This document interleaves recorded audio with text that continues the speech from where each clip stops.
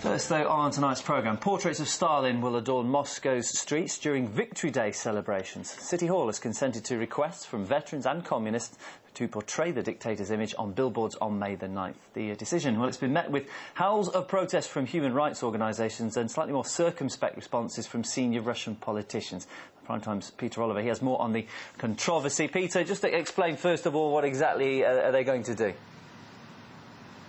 Well, as you mentioned there, every year the Moscow authorities receive hundreds of requests from communists, from some veterans organisations and pensioners groups to use the image of Joseph Stalin in the celebrations for Victory Day. This year, they have got their wish. Posters will be put up around the city. There are even some suggestions that one of those is already up in the southwest of Moscow, according to one caller to the radio station Echo Moskvy. Well, these posters will be part of the Victory Day celebrations in the lead up to it, but it's not the only thing that is being done with Stalin's image this year.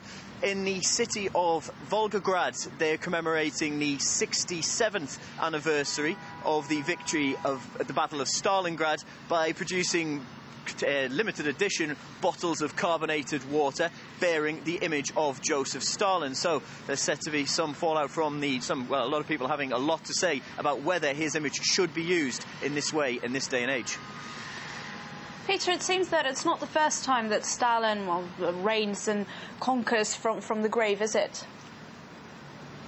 No, not at all, Annie. Just at the end of 2009 in the city of Voronezh, there were seven billboards, large billboards in fact, put up around the city commemorating the 130th anniversary of the birth of Joseph Stalin. That wasn't even the first incident in that city. In the summer of 2009, 10 billboards were paid for by the Communist Party down there to commemorate the day that the Soviet Union, I beg your pardon, of course, joined the Second World War. Now, they were eventually taken down 3 days later by the mayor's office of Voronezh. So they caused some controversy down there and were eventually removed.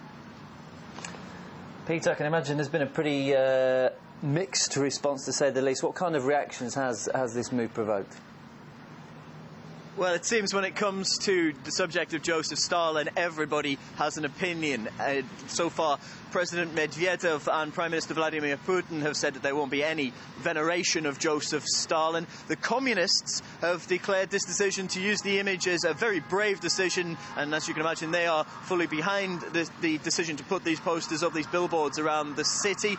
Human rights activists, of course, obviously the other side, the human rights organisation, the Moscow Helsinki Group spokesman Ludmila Alexieva has said that they will protest this decision to use these billboards in any way they possibly can. She also said that people who are in favour of these billboards being put up are also in favour of a return to the dark days of Stalinist oppression. Well, they're the reactions from the communists and from the human rights organisations that you would probably expect. What has been interesting is that some of the people you wouldn't really usually expect to have such a strong opinion on this have spoken out against it. Former president of the Soviet Union, Mikhail Gorbachev, said that he feared these billboards being put up around the city could result in widespread dismay, and said instead of putting these billboards up, more should be written in the history books about Stalin's role in the Second World War.